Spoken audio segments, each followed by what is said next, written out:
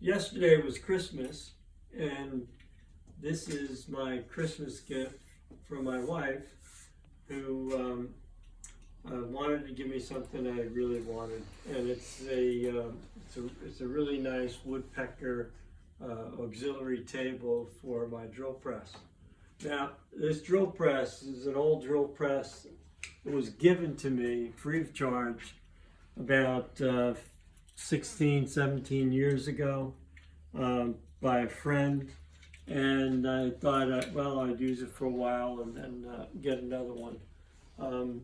I haven't done that, obviously, but this table really helps make the drill press a lot more useful.